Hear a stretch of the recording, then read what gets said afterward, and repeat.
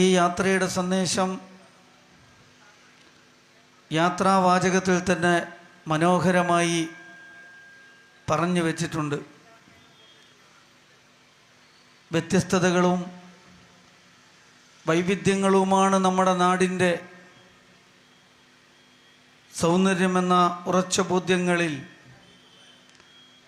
ആ സൗന്ദര്യത്തിന് പോറലേൽക്കാതിരിക്കാനുള്ള കരുതലും ജാഗ്രതയുമാണ് യഥാർത്ഥത്തിൽ ഈ സാഹോദര്യ കേരള പദയാത്ര. ഈ യാത്ര ആരംഭിച്ചത് മുതൽ യാത്ര നയിക്കുന്ന പാർട്ടിയുടെ സംസ്ഥാന പ്രസിഡന്റ് ബഹുമാന്യനായ റസാഖ് പാലേരി കടന്നു വന്ന വഴികളിലൂടെ ആ സാഹോദര്യത്തിൻ്റെ സന്ദേശങ്ങൾ വ്യത്യസ്തതകളിൽ സമർപ്പിച്ചുകൊണ്ടും ചേർത്ത് പിടിച്ചുകൊണ്ടും തന്നെയാണ് ഈ യാത്ര വളരെ പ്രതീക്ഷ നൽകും വിധം മുന്നോട്ട് പ്രയാണം നടത്തിക്കൊണ്ടിരിക്കുന്നത്. അതിനിടയിലാണ് നമ്മളെല്ലാവരെയും അസ്വസ്ഥപ്പെടുത്തും വിധം കശ്മീരിലെ പഹൽഗാമിൽ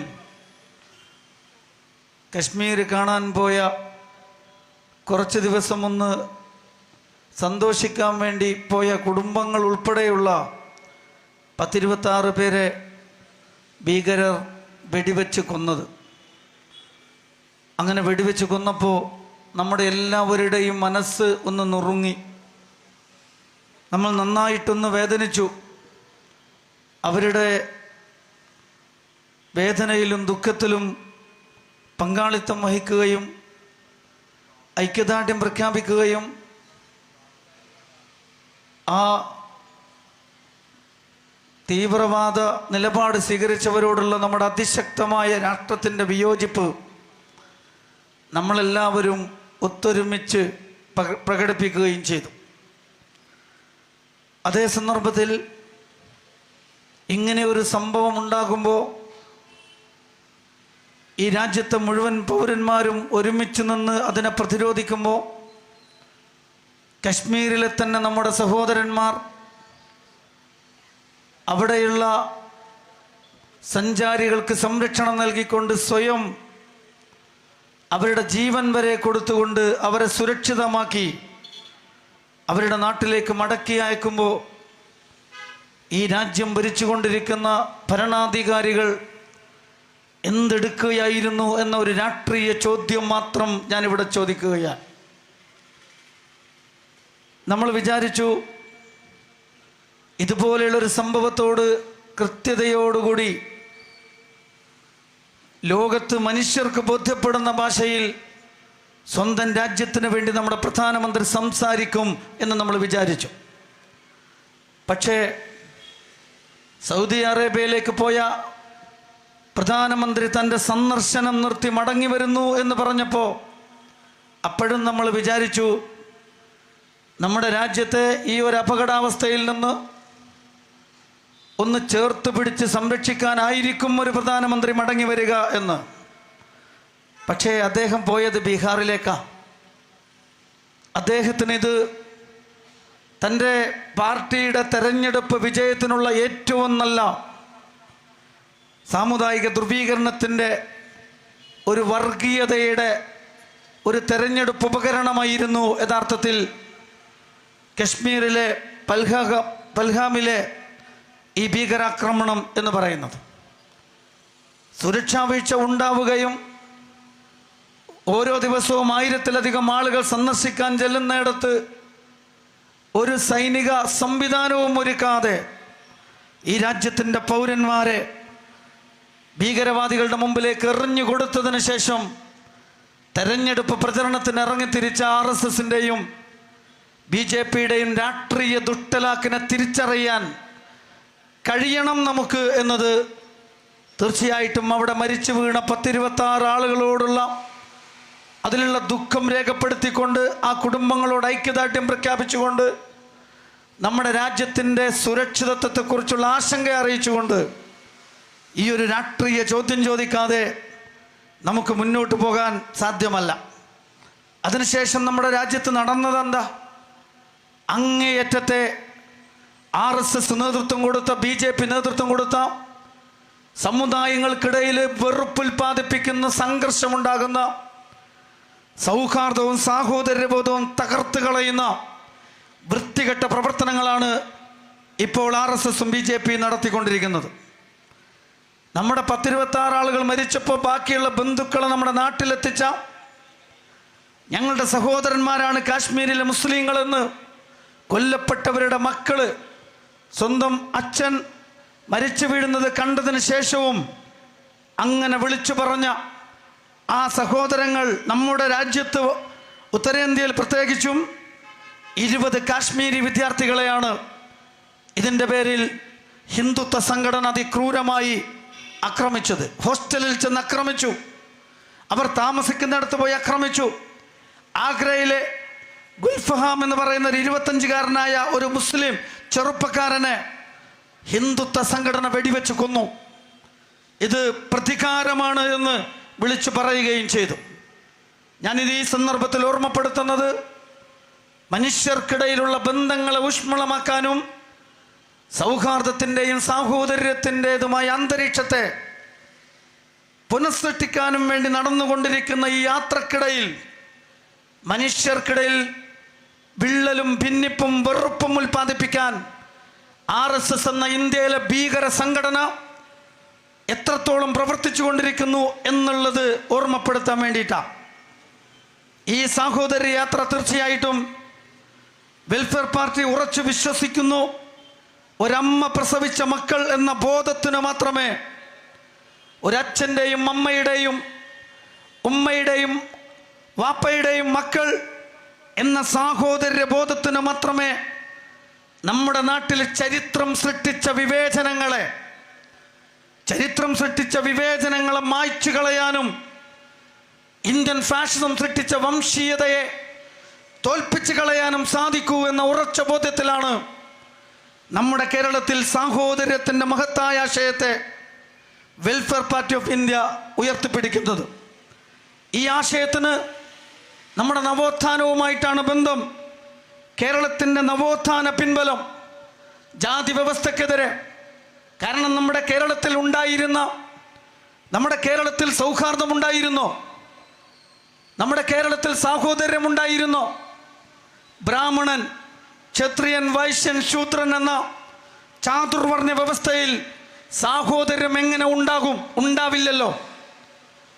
അതിനപ്പുറത്തേക്ക് ഈഴവ, തീയ സമുദായം ഉൾപ്പെടെയുള്ള പിന്നാക്ക വിഭാഗങ്ങളും പട്ടികജാതി പട്ടിക വിഭാഗക്കാരുള്ള ദലിതാദിവാസി പിന്നാക്ക വിഭാഗങ്ങളും ഇവരെല്ലാവരും തീർച്ചയായിട്ടും ഇവിടുത്തെ RSS പ്രതിനിധാനം ചെയ്യുന്ന വംശീയ രാഷ്ട്രീയമനുസരിച്ച് സവർണ മേധാവിത്വത്തിന് വേണ്ടി അടിമപ്പണി ചെയ്യേണ്ടവരാണ്.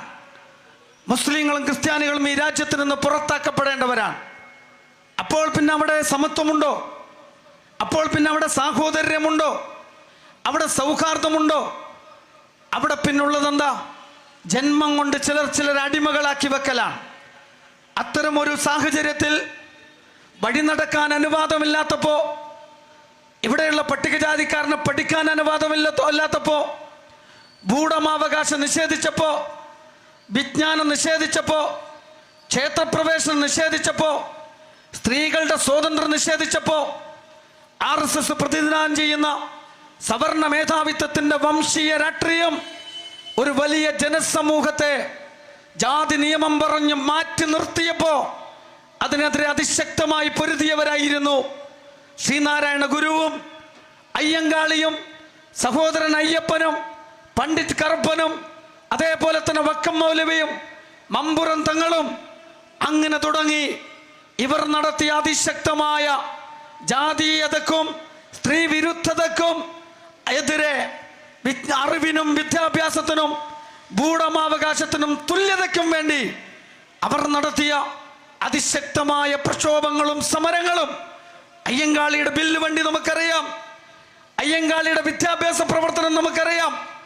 അങ്ങനെ നടത്തിയ കേരളത്തിലെ നവോത്ഥാന പ്രവർത്തനങ്ങളിലൂടെ, വംശീയ രാഷ്ട്രീയത്തിനെതിരെയുള്ള പ്രക്ഷോഭത്തിലൂടെ എന്നെ കേൾക്കുന്നവർ മനസ്സിലാക്കണം, ഇന്ന് RSS പ്രതിനിധാനം ചെയ്യുന്ന ആ ജാതി വർഗീയ വംശീയ രാഷ്ട്രീയത്തിനെതിരെയാണ് ശ്രീനാരായണ ഗുരുവും അയ്യങ്കാളിയൊക്കെ സമരം നടത്തിയത്. ആ സമര പോരാട്ടങ്ങളിലൂടെ നവോത്ഥാനങ്ങളിലൂടെ രൂപപ്പെട്ടു വന്ന സാഹോദര്യമെന്ന ആശയത്തെയാണ് വെൽഫെയർ പാർട്ടി ഓഫ് ഇന്ത്യ ഉയർത്തിപ്പിടിക്കുന്നത്. നവോത്ഥാന മൂല്യങ്ങളിൽ കേരളം പുരോഗമിച്ച സാഹോദര്യ അന്തരീക്ഷം ദൗർഭാഗ്യവശാൽ അതേ സവർണ മേധാവിത്വത്തിന്റെ വംശീയ രാഷ്ട്രീയവുമായി RSS പിന്നെയും നമ്മുടെ കേരളത്തിൽ കടന്നു വന്ന് പഴയ കാലത്തേക്ക് നമ്മുടെ രാജ്യത്തെ കൊണ്ടുപോകാൻ വേണ്ടി ശ്രമിക്കുകയാണ്. ഒന്നിച്ച് കഴിയുന്നവരാണ് നമ്മൾ. നമ്മൾ ഓണം ഉണ്ടത് ഒന്നിച്ചാണ്, പെരുന്നാൾ ആഘോഷിച്ചത് ഒന്നിച്ചാണ്, ക്രിസ്മസ് ആഘോഷിച്ചത് ഒന്നിച്ചാണ്. വ്യത്യസ്ത മതങ്ങളുണ്ട്, വ്യത്യസ്ത വിശ്വാസങ്ങളുണ്ട്, വ്യത്യസ്ത പ്രതിഷ്ഠകളുണ്ട്, വ്യത്യസ്ത ആചാരങ്ങളുണ്ട്. പക്ഷേ മരിച്ചപ്പോഴും രോഗിയായപ്പോഴും സന്തോഷമുണ്ടായപ്പോഴും ദുഃഖമുണ്ടായപ്പോഴും ആഘോഷ സന്ദർഭങ്ങളിലും നമ്മളെല്ലാവരും ഒരുമിച്ചായിരുന്നു. ആരും ആരുടെയും വിശ്വാസങ്ങളെയോ ആചാരങ്ങളെയോ പണയം വെച്ചില്ല. അങ്ങനെ വെക്കാതെ തന്നെ വ്യത്യസ്തതകളെ എത്ര മനോഹരമായി സർഗാത്മകമായി ചേർത്ത് പിടിക്കാൻ കഴിയുമെന്ന് തീർച്ചയായിട്ടും നവോത്ഥാന മൂല്യങ്ങളിലൂടെ തെളിയിച്ചിട്ടുള്ള സംസ്ഥാനമാണ് നമ്മുടെ കേരളം.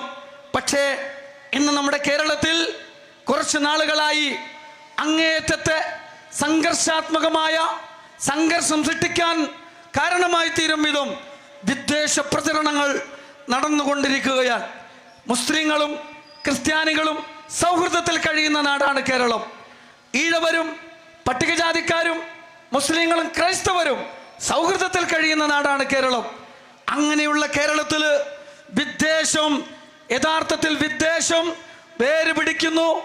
RSSന്റെ വിഭജന രാഷ്ട്രീയം ഈ സൗഹൃദാന്തരീക്ഷത്തിൽ വിള്ളലുകൾ സൃഷ്ടിച്ചുകൊണ്ടിരിക്കുന്നു എന്ന് മനസ്സിലാക്കിയിട്ട് തന്നെയാണ് അത് തടയിടേണ്ട സമയം ഇപ്പോഴാണെന്ന് മനസ്സിലാക്കിയിട്ടാണ് വെൽഫെയർ പാർട്ടിയുടെ പ്രസിഡന്റ് തിരുവനന്തപുരം മുതൽ കാസർഗോഡ് വരെ സാഹോദര്യത്തിന്റെ സന്ദേശവുമായി ഇറങ്ങിത്തിരിക്കുന്നത്. എന്തുകൊണ്ടാണ് കേരളത്തിൽ ഇത് സംഭവിച്ചത്? അയ്യങ്കാളിയുടെ കേരളത്തിൽ എങ്ങനെയാണ് RSSന് കടന്നു വരാൻ സാധിച്ചത്? എങ്ങനെയാണ് സഹോദരൻ അയ്യപ്പന്റെ കേരളത്തിൽ RSSന് കടന്നു വരാൻ സാധിച്ചത്? ശ്രീനാരായണ ഗുരുവിന്റെ കേരളത്തിൽ എങ്ങനെയാണ് RSSന് കടന്നു വരാൻ സാധിച്ചത്? അവിടെയാണ് നമുക്ക് ചില സങ്കടങ്ങൾ പങ്കുവെക്കേണ്ടി വന്നത്. നമ്മുടെ കേരളത്തിൽ നമ്മളെല്ലാവരും ഒരുമിച്ച് ചേർന്ന് മതേതര കേരളമാണ് പ്രതിരോധിച്ച് നിർന്നത്. ഒരു MLA പോലും കൊടുക്കാതെ, ഒരു MP പോലും RSSന് കൊടുക്കാതെ നമ്മൾ പ്രതിരോധിച്ച് നിൽക്കുകയായിരുന്നു. പക്ഷേ കഴിഞ്ഞ 10 വർഷം നിങ്ങൾ കേരളത്തിലെടുത്ത് പരിശോധിക്കുക. CPMന്റെ അധികാര തുടർച്ചയ്ക്കുള്ള CPM കാണിച്ച വൃത്തികെട്ട സാമുദായിക ധ്രുവീകരണത്തിന്റെ RSSന്റെ വെറുപ്പ് രാഷ്ട്രീയത്തെ, RSSന്റെ സാമുദായിക ധ്രുവീകരണത്തെ, RSSന്റെ സോഷ്യൽ എഞ്ചിനീയറിംഗിനെ കേരളത്തില് പിണറായിയുടെ അധികാര ദുരഭൂത്ത പിണറായിക്ക് അധികാര തുടർച്ചയ്ക്ക് വേണ്ടി ഉപയോഗിച്ചപ്പോ RSSന് കടന്നു വരാനുള്ള വഴികൾ നമ്മുടെ കേരളത്തിൽ രൂപപ്പെട്ടു. അങ്ങനെയാണ് RSS അവരുടെ വെറുപ്പിന്റെ രാഷ്ട്രീയവുമായിട്ട് കടന്നു വരുന്നത്. തീർച്ചയായിട്ടും RSSന്റെ മുസ്ലിം വെറുപ്പ് രാഷ്ട്രീയത്തെ, വംശീയതയെ CPM കേരളത്തിൽ ഏറ്റെടുത്ത് RSSന് കളമൊരുക്കി കൊടുക്കുകയാണ്. കേരളത്തിൽ ഞാൻ സൂചിപ്പിച്ചല്ലോ, മുസ്ലിങ്ങൾക്കും ക്രൈസ്തവർക്കിടയിലും എന്തെങ്കിലും പ്രശ്നമുണ്ടോ? ഇല്ല. RSSന് അറിയാം, മുസ്ലിങ്ങളും ക്രിസ്ത്യാനികളും ഒരുമിച്ച് നിന്നാൽ, പട്ടികജാതിക്കാരും ഈഴവരും തീയരും ഒക്കെ ഒരുമിച്ച് നിന്നാൽ, RSSന്റെ സവർണ മേധാവിത്വത്തിൽ അധിഷ്ഠിതമായ വംശീയ രാഷ്ട്രീയത്തിന്റെ ഇരകൾ ഒരുമിച്ച് നിന്നാൽ RSSന് കേരളത്തിൽ ഗ്രിപ്പ് കിട്ടൂല. ഇതുവരെയും കിട്ടാതിരുന്ന അതുകൊണ്ടാണ് തമിഴ്നാട്ടിലും കിട്ടാത്തത്. കിട്ടൂല എന്നറിയാം. അതുകൊണ്ട് എന്ത് ചെയ്യണം?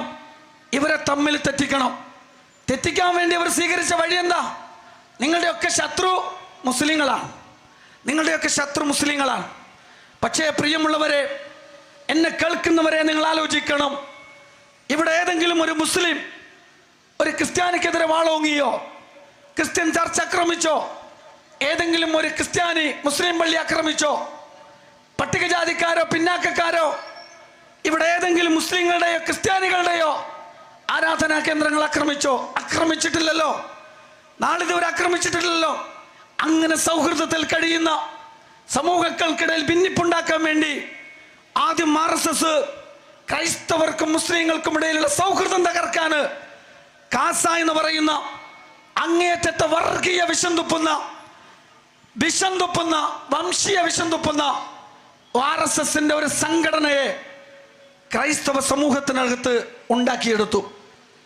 എന്നിട്ട് ആ കാസയിലൂടെ മുസ്ലിം വെറുപ്പ് ക്രൈസ്തവർക്കിടയിൽ പ്രചരിപ്പിച്ചു. അങ്ങനെ പ്രചരിപ്പിച്ചുകൊണ്ടിരിക്കുമ്പോൾ വെറുപ്പ് പ്രചരിപ്പിക്കുന്ന കാസക്കെതിരെ നടപടിയെടുത്തുകൊണ്ട് അരുത് എന്ന് പറയാൻ ബാധ്യതപ്പെട്ട ഈ കേരളം ഭരിച്ചുകൊണ്ടിരിക്കുന്ന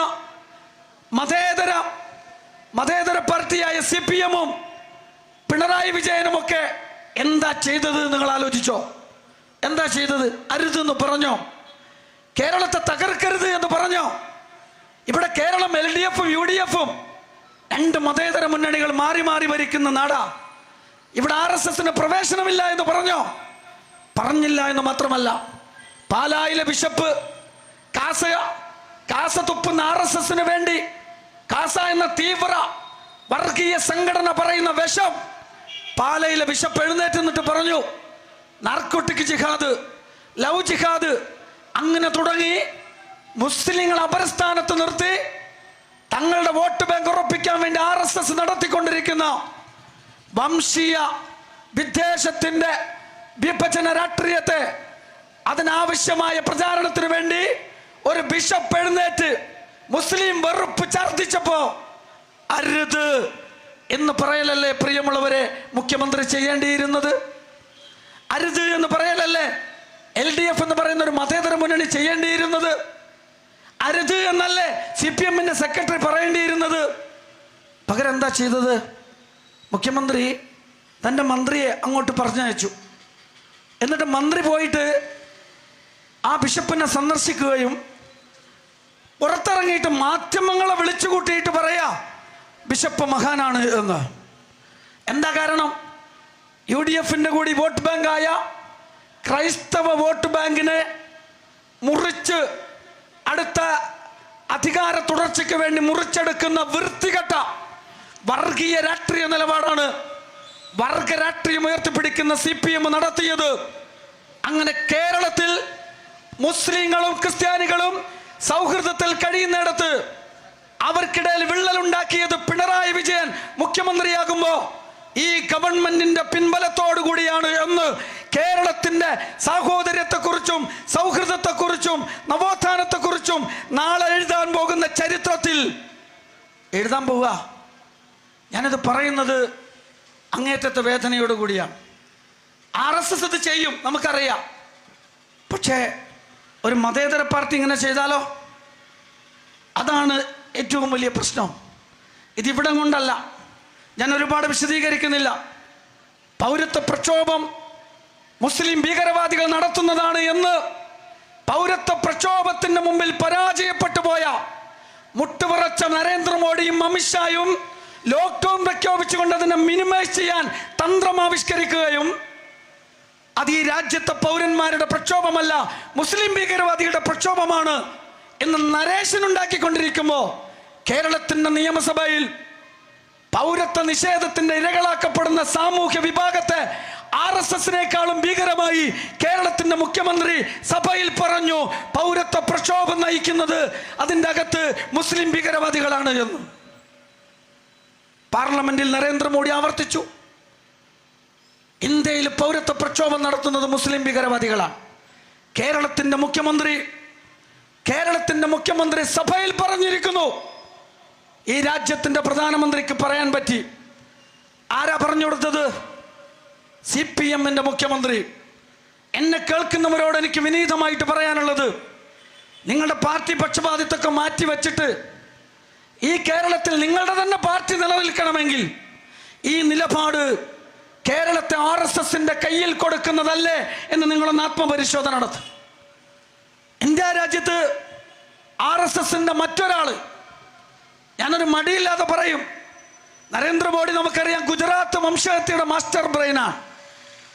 അതുപോലെ തന്നെ മറ്റ് വംശഹത്യയുടെ ഒരു മാസ്റ്റർ ബ്രെയിനായി RSS ഒരുപക്ഷെ ഒരു പ്രധാനമന്ത്രിയായി എഴുന്നള്ളിക്കുന്ന യോഗി ആദിത്യനാഥ് എന്ന UP-യിലെ മുഖ്യമന്ത്രി ഉണ്ടല്ലോ, ആ മുഖ്യമന്ത്രി തെരഞ്ഞെടുപ്പ് കാലത്ത് മാധ്യമങ്ങളോട് പറഞ്ഞു, അദ്ദേഹം ലവ് ജിഹാദ് പ്രചരിപ്പിച്ച് വോട്ട് പിടിച്ചുകൊണ്ടിരിക്കുമ്പോൾ മാധ്യമങ്ങൾ ചോദിച്ചു, ഉത്തരവാദപ്പെട്ട ഒരു ചാനലിന്റെ ഒരു മാധ്യമ പ്രവർത്തകൻ ചോദിച്ചു, നിർത്തിക്കൂടെ? കോടതി പറഞ്ഞല്ലേ ലവ് ജിഹാദ് ഇല്ലാന്ന്? വെറുതെ എന്തിനാ സമൂഹങ്ങൾക്കിടയിൽ കുഴപ്പമുണ്ടാക്കുന്നത്? വീണ്ടും വീണ്ടും ഇത് നിങ്ങൾ നടത്തിക്കൊണ്ടിരിക്കുകയാണല്ലോ എന്ന് പറഞ്ഞപ്പോ അദ്ദേഹം വളരെ കൂളായിട്ട് പറഞ്ഞു, ഞങ്ങളുടെ കണ്ടുപിടുത്തമല്ല, അതങ്ങ് കേരളത്തിൽ നിന്ന് ഇടതുപക്ഷത്തിന്റെ മുഖ്യമന്ത്രി VS അച്യുതാനന്ദനാണ് കണ്ടുപിടിച്ച് പറഞ്ഞത്. മുസ്ലിം തീവ്രവാദികൾ അവർ ലവ് ജിഹാദിലൂടെ മറ്റു സമുദായത്തിലെ പെൺകുട്ടികളെ അടിച്ചു കൊണ്ടുപോകുന്നു. ആരെ റെഫർ ചെയ്തത്? VS അച്യുതാനന്ദനെ. ഞാൻ അധികം പറയുന്നില്ല. ഞാൻ ഓർമ്മപ്പെടുത്തുന്നത്, ഏതെങ്കിലും സഖാക്കളുടെ സാമൂഹ്യ മാധ്യമങ്ങളിൽ അവർ നടത്തിക്കൊണ്ടിരിക്കുന്ന സംഘീയ സ്വഭാവത്തോടുള്ള ക്യാമ്പയിനെ കുറിച്ചല്ല ഞാൻ പറയുന്നത്. അതങ്ങനെ ആയിപ്പോയിട്ടുണ്ട്. ഞാൻ പറയുന്നത് CPM-ന്റെ ഉത്തരവാദപ്പെട്ട ഇന്ന് ജീവിച്ചിരിക്കുന്നതിൽ ഏറ്റവും പ്രധാനപ്പെട്ട 2 നേതാക്കളാണ്. RSS-ന് കേരളത്തിലേക്ക് കടന്നു വന്ന് മുസ്ലിം വെറുപ്പിന്റെ രാഷ്ട്രീയം ഉപയോഗിച്ച് ഇവിടെ സൗഹൃദത്തിലും സാഹോദര്യത്തിലും കഴിയുന്ന കേരളത്തിലെ സമൂഹങ്ങൾക്കിടയിൽ ഭിന്നിപ്പുണ്ടാക്കാൻ അവസരം ഒരുക്കി കൊടുത്തത് LDF ഗവൺമെന്റാണ്. ഈ 2 നേതാക്കന്മാരാണ്, അല്ലെങ്കിൽ അവരുടെ പാർട്ടി സെക്രട്ടറിമാരാണ്. അത് മാത്രം പ്രസംഗിക്കുകയാണെങ്കിൽ നമുക്ക് ഒരുപാട് പറയാനുണ്ട്. പക്ഷെ നമ്മൾ അത് പറയാനല്ല ഞാനിത് പറയുന്നത്. ഞാൻ വളരെ വേദനയോടുകൂടി കേരളത്തിലെ മതേതര പാർട്ടികൾ ജാഗ്രത പുലർത്തിയിട്ടില്ലെങ്കിൽ ആരാ പിന്നെ RSS-നെ തടയുക? ആരാ പിന്നെ ഈ വർഗീയ വംശീയ വശത്തെ ആരാണ് ഇവിടെ പ്രതിരോധിക്കുക? ഇതാണ് ഞങ്ങൾ വേദനയോടുകൂടി ചോദിക്കുന്നത്. കേരളത്തില് ഹിന്ദു ഐക്യവേദിയുടെ പേരിലും RSS-ന്റെ തന്നെ പലരും പല ഹിന്ദുത്വ സംഘടനകളും നടത്തിക്കൊണ്ടിരിക്കുന്ന വിദ്വേഷം, വെറുപ്പുൽപാദിപ്പിക്കുന്ന സ്റ്റേറ്റ്മെന്റുകൾ ഒന്നിനും നടപടിയില്ല.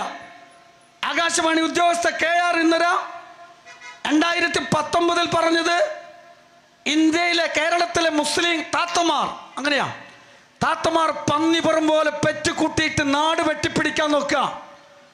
അത്രക്കും വംശീയമായ ഒരു സ്റ്റേറ്റ്മെന്റ് ഒരു ഉദ്യോഗസ്ഥക്ക് നടത്താൻ സാധിച്ചിട്ട് അന്ന് തന്നെ അതിനെതിരെ മനുഷ്യാവകാശ പ്രവർത്തകർ കേസ് കൊടുത്തിട്ട് അങ്ങനെ CRP IPC 153 അനുസരിച്ച് കേസെടുത്തിട്ട് ജാമ്യമില്ലാതെ ജയിലിൽ കൊണ്ടുപോയിരുന്ന കേസാണത്.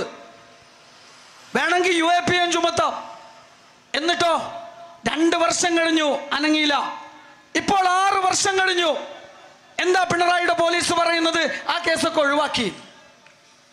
പിണറായി വിജയന് വേണ്ടി സിന്ദാബാദ് വിളിച്ച അലനെയും തോഹയെയും കയ്യിൽ നോട്ടീസ് വെച്ചു എന്ന് പറഞ്ഞ് കൊണ്ടുപോയി പഠിക്കുന്ന കുട്ടികളെ കൊണ്ടുപോയി വരട്ടി പോലീസ് പീഡിപ്പിച്ച് ജയിലിൽ കൊണ്ടുപോയി തള്ളിയ അതേ പോലീസ് തന്നെയാണ് ഇമാതിരി വിഷം തുപ്പുന്നവരെ സംരക്ഷിച്ചു കൊണ്ടിരിക്കുന്നത്.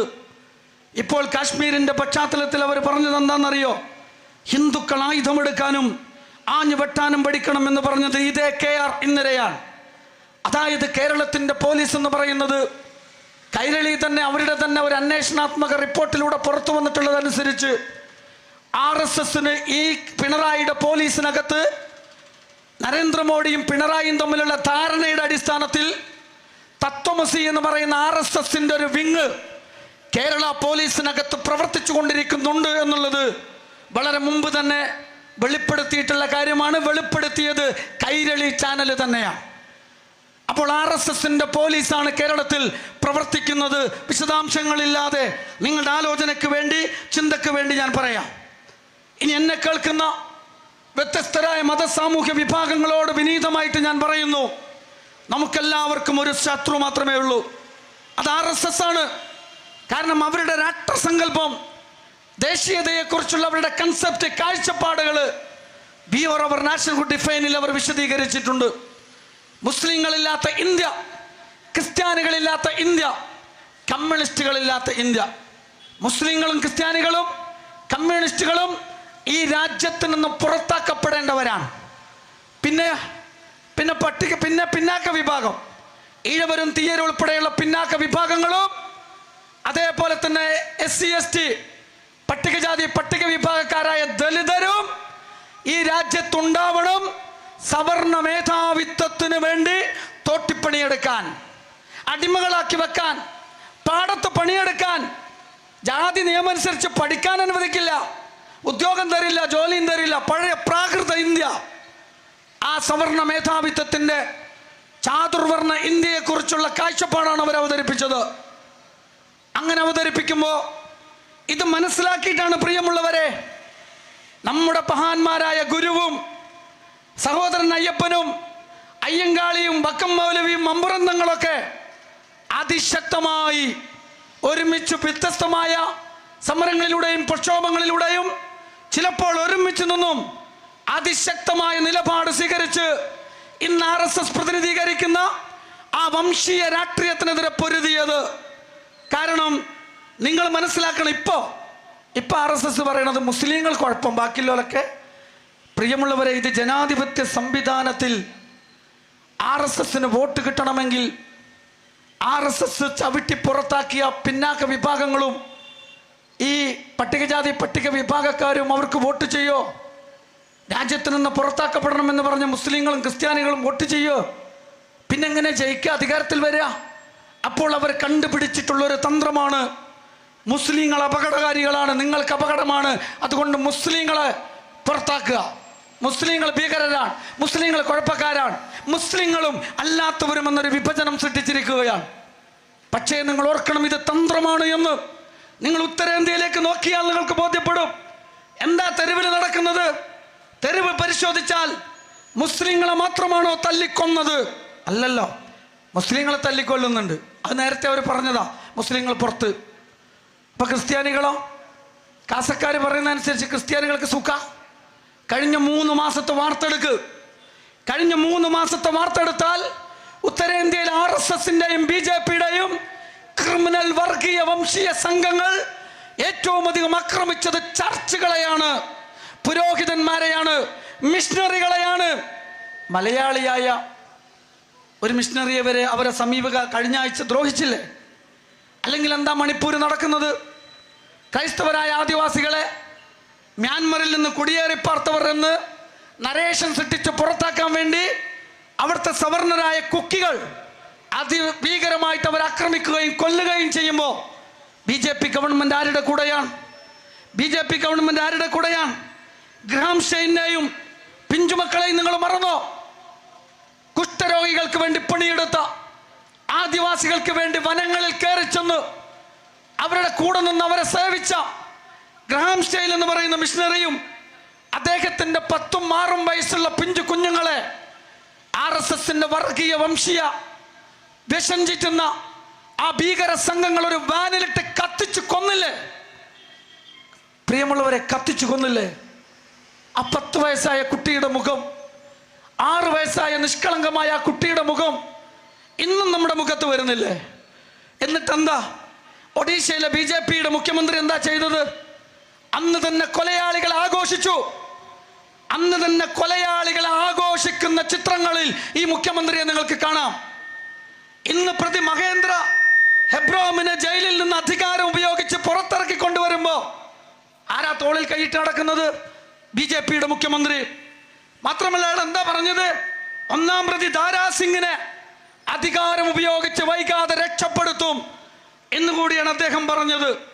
UPയിലെ ഹത്രസിലെ ദലിത് പെൺകുട്ടിയെ ബലാത്സംഗം ചെയ്ത് കൊന്ന് എന്നിട്ട് യോഗി ആദിത്യനാഥ് എന്ന് പറയുന്ന കാസക്കാരുടെ നേതാവല്ലേ?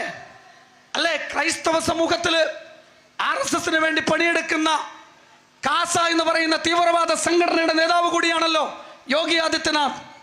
ആ യോഗി ആദിത്യനാഥ് തന്റെ പോലീസിന് ഉപയോഗിച്ച് ആ പാവപ്പെട്ട ദലിത് പെൺകുട്ടി, 19 വയസ്സായ പെൺകുട്ടിയുടെ അമ്മക്ക് പോലും കാണിച്ചു കൊടുക്കാതെ 4 സവർണർ ബലാത്സംഗം ചെയ്ത് കൊന്നതുകൊണ്ട് സവർണരെ രക്ഷപ്പെടുത്താൻ വേണ്ടിയിട്ട് പാതിരാമന് നേരം വെളുക്കും മുമ്പ് ഒരു മൈതാനത്ത് കൊണ്ടുപോയി തീ കത്തിച്ച് ചാരമാക്കിയിട്ട് എന്താ യോഗി ആദിത്യനാഥ് ചെയ്തത്? യോഗി ആദിത്യനാഥിന്റെ പോലീസ് സംരക്ഷണത്തിലാണ് അത് കത്തിച്ചത്. എന്നിട്ട് അദ്ദേഹം ചില ഏജൻസികൾ വിലക്കെടുത്ത് ലോക വാർത്താ മാധ്യമങ്ങളിലൂടെ രാവിലെ തന്നെ പ്രചരിപ്പിച്ചു, ഇവിടെ അങ്ങനെയൊന്നും സംഭവിച്ചിട്ടില്ല എന്ന്. അത് റിപ്പോർട്ട് ചെയ്യാൻ പോയവരെ മുഴുവനും സിദ്ദീഖ് കാപ്പൻ ഉൾപ്പെടെയുള്ളവരോട് എന്ത് നിലപാടാണ് അവർ സ്വീകരിച്ചത് നമുക്കറിയാമല്ലോ. പ്രിയമുള്ളവരെ, ഞാൻ ഓർമ്മപ്പെടുത്തുന്നത്, പട്ടികജാതിക്കാരെ തല്ലിക്കൊല്ലുന്നവർ, മുസ്ലിങ്ങളെ തല്ലിക്കൊല്ലുന്നവർ ക്രിസ്ത്യാനികൾ പാവപ്പെട്ട കന്യാസ്ത്രീകളെ ബലാത്സംഗം ചെയ്യുന്നവർ, ഗ്രൈൻസ്റ്റാമിനെ പോലെയുള്ള മിഷണറിമാരെ ചുട്ടുകൊന്നവർ, അവരാണ് നമ്മളോട് ഐക്യം പറഞ്ഞിട്ട് വരുന്നത് മുസ്ലിങ്ങൾക്കെതിരെ. തിരിച്ചറിയണം, അവിടെയൊന്നും ക്രിസ്ത്യാനികൾ മുസ്ലിങ്ങളെയോ മുസ്ലിങ്ങൾ ക്രിസ്ത്യാനികളെയോ ആക്രമിച്ചിട്ടില്ല. പട്ടികജാതിക്കാർ ആക്രമിച്ചിട്ടില്ല, ആദിവാസികൾ ആക്രമിച്ചിട്ടില്ല. ചെയ്തത് മുഴുവനും നരേന്ദ്രമോദിയും അമിത്ഷായും നേതൃത്വം കൊടുക്കുന്ന RSS എന്ന് പറയുന്ന ഈ രാജ്യത്തിന്റെ സ്വാതന്ത്ര്യത്തെ ഒറ്റുകൊടുത്ത അതിതീവ്ര ഭീകര സംഘടനകളുടെ പല പണിക്കും വേണ്ടി അവർക്ക് വ്യത്യസ്ത സംഘടനകളാണ്. ബലാത്സംഗ ഗ്രൂപ്പ്, വംശഹത്യ ഗ്രൂപ്പ്, പല പേരിലുമാണ്. അങ്ങനെയാണ് എല്ലാ ഫാസിസ്റ്റ് സംഘടനകളും അങ്ങനെയാണ്. ആ സംഘടനകളിലൂടെയാണ് ഇത് മുഴുവനും അവർ നടത്തിക്കൊണ്ടിരിക്കുന്നത്. നേരത്തെ എനിക്ക് മുമ്പ് ബഹുമാനരെ നമ്മളെ പ്രേമാജി പിഷാരടി പറഞ്ഞിട്ടുള്ളൊരു കാര്യം നമ്മൾ മനസ്സിലാക്കണം. മതവിശ്വാസികളോടാണ് ഞാൻ സൂചിപ്പിക്കുന്നത്. ജയ് ശ്രീരാം എന്ന് പറയുമ്പോൾ ആ ഒരു മന്ത്രത്തിൻ്റെ ഒരു മഹത്വത്തെക്കുറിച്ച് നമുക്കെല്ലാവർക്കും അറിയാം. ശ്രീരാം ജയിക്കട്ടെ എന്നും ശ്രീരാമന് മഹത്വം ഉണ്ടാവട്ടെ എന്നതുമാണത്. പക്ഷേ നിങ്ങളൊക്കെ വളരെ പവിത്രമായി കണ്ട് നിങ്ങൾ ഉച്ചരിക്കുന്ന ആ മന്ത്രമുണ്ടല്ലോ, RSSകാരൻ അത് ഉച്ചരിച്ചത് പാവപ്പെട്ട നിഷ്കളങ്കരായ കന്യാസ്ത്രീകളെ ബലാത്സംഗം ചെയ്ത് അത് ആഘോഷിക്കുമ്പോൾ ജയ് ശ്രീരാം എന്ന് വിളിക്കുകയാണ്. ട്രെയിനിൽ പെരുന്നാൾ ആഘോഷിക്കാൻ പോകുന്ന ജുനൈദ് എന്ന് പറയുന്ന ഒരു പിഞ്ചു കുഞ്ഞിനെ കൊണ്ടുവന്ന് തല്ലിക്കൊല്ലുമ്പോൾ ജയ് ശ്രീരാം എന്ന് വിളിക്കുകയാണ്. അത്രസിലെ പെൺകുട്ടിയെ ബലാത്സംഗം ചെയ്ത് കൊന്നിട്ട് പോരാഞ്ഞിട്ട് അമ്മയ്ക്ക് പോലും കാണിച്ചു കൊടുക്കാതെ തീ കത്തിച്ചിട്ട് ജയ് ശ്രീരാം വിളിക്കുകയാണ്. ഇങ്ങനെ നിങ്ങൾ ഓർക്കണം, കൊല്ലാനും അങ്ങനെ കൊന്നവരെ ആഘോഷിക്കാനും ജയിലിൽ അവർ പോലീസ് പിടിച്ചു കൊണ്ടുപോകുമ്പോൾ അവർക്ക് മാലയിട്ട് കൊണ്ടുപോകുമ്പോൾ ജയ് ശ്രീരാം, ജയിലിൽ നിന്ന് ഇറക്കി കൊണ്ടുവരുമ്പോൾ ജയ് ശ്രീരാം, കൊല്ലുമ്പോഴും കൊള്ള നടത്തുമ്പോഴും ജയ് ശ്രീരാം. ഇതാണോ പ്രിയമുള്ള വിശ്വാസികളെ ജയ് ശ്രീരാം? അതുകൊണ്ട് നിങ്ങൾ തിരിച്ചറിയണം ആരാണ് നമ്മുടെ ശത്രു എന്ന് മുഴുവൻ മതവിശ്വാസികളും തിരിച്ചറിയണം. എന്നെ സംബന്ധിച്ചിടത്തോളം ഞാൻ വേദനയോടുകൂടി പറയാ, എനിക്ക് എൻ്റെ കന്യാസ്ത്രീകളായ സഹോദരിമാരെ ദ്രോഹിച്ച ആ വർഗീയ ഫാഷിസത്തിന്റെ വെറുപ്പ് രാഷ്ട്രീയത്തെ ഒരിക്കലും തന്നെ അംഗീകരിക്കാൻ പറ്റില്ലല്ലോ. ആ വെറുപ്പ് രാഷ്ട്രീയത്തോട് ജീവൻ പോയാലും വേണ്ടില്ല, ഞാൻ പൊരുതിക്കൊണ്ടിരിക്കും. കാരണം എൻ്റെ പ്രസ്ഥാനം അതാണ്. വെൽഫെയർ പാർട്ടി ഓഫ് ഇന്ത്യ, ആ പ്രസ്ഥാനത്തിന്റെ നേതാക്കന്മാർ, അതിൻ്റെ അനുയായികൾ എത്ര തന്നെ ഭീഷണി ഉണ്ടായാലും ശരി, എന്തൊക്കെ തന്നെ ഉണ്ടായാലും ശരി, ഞങ്ങൾ ഉറക്കെ പറയുന്നു, ആ വംശീയ രാഷ്ട്രീയത്തിനെതിരെ ഞങ്ങളെ പൊരുതും. കന്യാസ്ത്രീകൾ ഞങ്ങളുടെ സഹോദരിമാരാണ്. ദലിത് പെൺകുട്ടി ഞങ്ങളുടെ സഹോദരിയാണ്. ഹത്രസിലെ ദലിത് പെൺകുട്ടിയും അതേപോലെ തന്നെ കശ്മീരിലെ മുസ്ലിം പെൺകുട്ടിയും ജുനൈദും കന്യാസ്ത്രീകളും ഒക്കെ ഞങ്ങളുടെ സഹോദരിമാരാണ്. എല്ലാം ഞങ്ങളുടെ സഹോദരിമാരാണ്. അതുകൊണ്ട് ഞാൻ ആവർത്തിച്ച് പറയാം, നമുക്ക് RSSനെതിരെ ഒരു സൗഹാർദ്ദം ഉണ്ടായാൽ മാത്രം പോരാ, ഒരു സാഹോദര്യത്തിന്റെ സഹവർത്തിത്വം മാത്രം ഉണ്ടായാൽ പോരാ.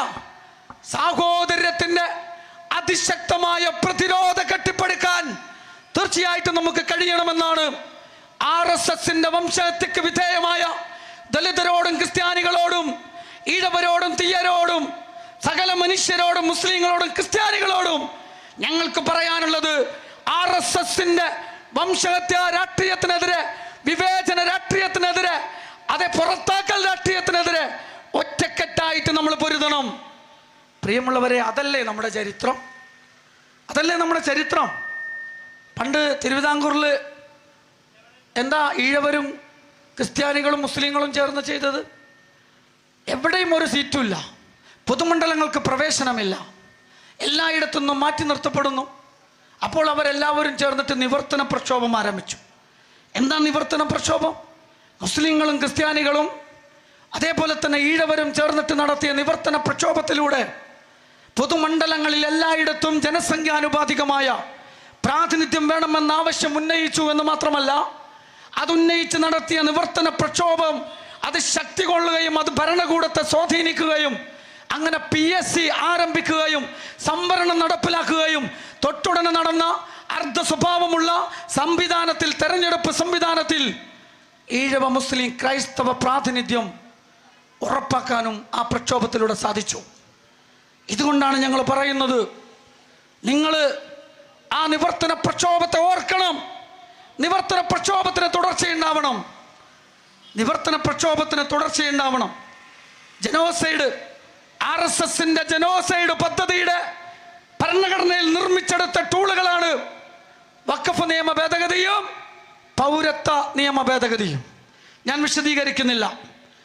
മുസ്ലിങ്ങൾ പുറത്താക്കപ്പെടുക CAയിലൂടെയും NRCയിലൂടെയും 2014 മുമ്പുള്ള മുസ്ലിങ്ങൾ പുറത്താക്കപ്പെടുക, 1971 മുമ്പുള്ളതും പുറത്താക്കപ്പെടുക. NRC അനുസരിച്ചും പുറത്താക്കപ്പെടും, CA അനുസരിച്ചും പുറത്താക്കപ്പെടും, മുസ്ലിങ്ങളും അല്ലാത്തവരും എന്ന വിഭജനം. പക്ഷേ നിങ്ങൾ ഓർത്തോ, തൽക്കാലമാണത്. അതിന് ഏറ്റവും നല്ല ഉദാഹരണമാണ് വഖഫ് ബിൽ. വഖഫ് ബിൽ ലോകസഭ പാസാക്കി തൊട്ട് പിറ്റേ ദിവസം RSSന്റെ മുഖപത്രം സാംനയിൽ, RSSന്റെ മുഖപത്രം ഓർഗനൈസറിൽ എന്താ വന്നത്? അത് ഞങ്ങൾ പാസാക്കി. ഇനി ഞങ്ങൾ പാസാക്കാൻ പോകുന്നത് ചർച്ച് ബില്ല്. അത് മാത്രമാണ് പറഞ്ഞത്. ഇന്ത്യയിലുള്ള മുഴുവൻ, ഇവിടെയുള്ള ഭൂമി മുഴുവനും ക്രൈസ്തവരുടെ കയ്യിലാണ്. അത് നമ്മുടെ ഭൂമിയാണ്, അത് ക്രൈസ്തവർ പിടിച്ചടക്കിയതാണ്. ആ ഭൂമി മുഴുവനും തിരിച്ചു പിടിക്കണം എന്ന് പറഞ്ഞുകൊണ്ടാണ് RSS ചർച്ച് ബില്ലിനെ കുറിച്ച് സംസാരിക്കുന്നത്. കണ്ടില്ലേ? മുസ്ലിങ്ങൾ കഴിഞ്ഞാൽ ക്രിസ്ത്യാനികൾ ചർച്ച് ബില്ലിനെ കുറിച്ച് സംസാരിക്കുന്നത്.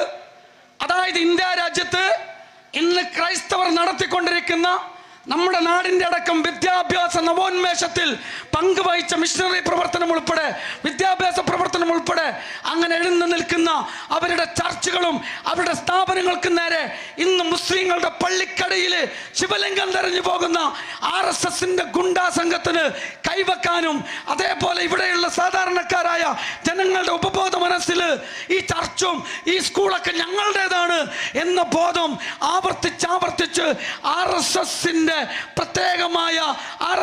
പ്രത്യേകമായ വിശദീകരണ ടൂൾ ഉപയോഗിച്ചുകൊണ്ട്, ആവർത്തനം എന്ന തട്ടിപ്പ് ഉപയോഗിച്ചുകൊണ്ട് അങ്ങനെ സാംസ്കാരിക ഫാഷിസവും വളരെ സമർത്ഥമായി ആ ക്രൈസ്തവ സമൂഹത്തിന്റെ സ്വത്ത് കൊള്ളയടിക്കല് അനുവദനീയമാണ് എന്ന ബോധത്തിലേക്ക് ഈ രാജ്യത്തെ പൊതുസമൂഹത്തെ കൊണ്ടുപോവുക. ഇത് ക്രൈസ്തവർ മനസ്സിലാക്കുന്നുണ്ട്, ദലിതർ മനസ്സിലാക്കുന്നുണ്ട്. ഞാൻ അവസാനിപ്പിക്കുകയാണ്. ഞാൻ പറയുന്നത്, RSSന്റെ ജനോസൈഡ് പദ്ധതി മുസ്ലിങ്ങൾക്കും ക്രിസ്ത്യാനികൾക്കും പട്ടികജാതി പട്ടിക വിഭാഗക്കാർക്കും പിന്നാക്ക വിഭാഗക്കാർക്കും എതിരാണ്. ഇത് മനസ്സിലാക്കിക്കൊണ്ട് നമ്മുടെ ഭരണഘടന, കോൺസ്റ്റിറ്റ്യൂഷൻ ഉയർത്തിപ്പിടിച്ച് ഇത് പരിഹരിക്കാൻ വേണ്ടി മഹാനായ അംബേദ്കർ എഴുതി വെച്ച പ്രിയാമ്പിളിൽ പറഞ്ഞ സാമൂഹ്യ നീതിയുടെ രാഷ്ട്രീയം, സാമൂഹ്യ സമത്വത്തിൻ്റെ രാഷ്ട്രീയം, സ്വാതന്ത്ര്യം, അതേപോലെ തന്നെ സാഹോദര്യത്തിൻ്റെ രാഷ്ട്രീയം, ഇത് ഉയർത്തിപ്പിടിച്ചുകൊണ്ട് നമ്മുടെ കേരളത്തിലെങ്കിലും നമ്മൾ ഒരുമിച്ച് നിന്ന് ഒന്നിച്ച് പൊരുതിയാൽ, ഈ ഭരണഘടന ഉയർത്തിപ്പിടിച്ച് പൊരുതിയാൽ RSSന്റെ വംശീയ രാഷ്ട്രീയത്തെ നമുക്ക് പ്രതിരോധിക്കാൻ കഴിയും. അതുകൊണ്ട് കേരളത്തിൽ വെൽഫെയർ പാർട്ടി രൂപീകരിച്ചു കൊണ്ടിരിക്കുന്ന സൗഹാർദ്ദത്തിൻ്റെ, സാഹോദര്യത്തിൻ്റെ, ആ സൗഹാർദ്ദത്തിൻ്റെ സാഹോദര്യത്തിൻ്റെ ആ സ്നേഹച്ചരടുകൾ നാട്ടിൽ നവോത്ഥാന പ്രവർത്തനങ്ങളിലൂടെ രൂപപ്പെട്ടു വന്ന സാഹോദര്യ ബോധത്തിൽ ആ സ്നേഹച്ചരടിൽ RSS വെറുപ്പിൻ്റെ വംശീയതയുടെ കത്രിക ഉപയോഗിച്ച് മനുഷ്യരെ വിഭജിക്കാൻ ശ്രമിക്കുമ്പോൾ ആ കൈക്ക് പിടിച്ച് അതിനെ തടയാനും, അങ്ങനെ സാഹോദര്യത്തിൻ്റെ സ്നേഹച്ചരടുകൾ ഫലപ്പെടുത്തി നവോത്ഥാന കേരളത്തെ വീണ്ടെടുക്കാനും അയ്യങ്കാളിയുടെയും ശ്രീനാരായണ ഗുരുവിൻ്റെയും മക്കംപോലുവിൻ്റെയും നവോത്ഥാന നായകന്മാരുടെ പാതയിൽ കണ്ണിച്ചേർന്നിട്ട് വെൽഫെയർ പാർട്ടിയുടെ സാഹോദര്യ യാത്ര കടന്നു പോവുകയാണ്. പ്രിയമുള്ളവരെ, നിങ്ങൾ കേരളത്തെ രക്ഷിച്ചെടുക്കാൻ, RSSൽ നിന്ന് രക്ഷിച്ചെടുക്കാൻ നിങ്ങൾ ഈ സാഹോദര്യ യാത്രയുടെ കൂടെ ഉണ്ടാവണം. തീർച്ചയായിട്ടും ഞങ്ങളുടെ യാത്രയിൽ അയ്യങ്കാളിയുണ്ട്, ഞങ്ങളുടെ യാത്രയിൽ സഹോദരൻ അയ്യപ്പനുണ്ട്, ഞങ്ങളുടെ യാത്രയിൽ വക്കം മൗലവിയുണ്ട്, ശ്രീനാരായണ ഗുരുവുണ്ട്, ഞങ്ങളുടെ യാത്രയിൽ അംബേദ്കർ ഉണ്ട്, ഞങ്ങളുടെ യാത്രയിൽ ഗാന്ധിജിയുണ്ട്. ഗാന്ധിജിയെ കൊന്നവർ പേടിക്കേണ്ടി വരും. അതുകൊണ്ട് തന്നെ ഗാന്ധിജിയെ കൊന്നവർ പേടിക്കേണ്ടി വരും. അയ്യങ്കാളിയെ ഭയപ്പെട്ടവർ വീണ്ടും ഭയപ്പെടേണ്ടി വരും. അയ്യങ്കാളിയെയും അംബേദ്കറെയും ഒക്കെ ഭയപ്പെടുന്നവർ വെൽഫെയർ പാർട്ടി ഓഫ് ഇന്ത്യയെ ഭയപ്പെടേണ്ടി വരും എന്നുകൂടി ഓർമ്മപ്പെടുത്തിക്കൊണ്ട് ഞാൻ എൻ്റെ വാക്കുകൾ അവസാനിപ്പിക്കുന്നു. അഭിവാദ്യങ്ങൾ.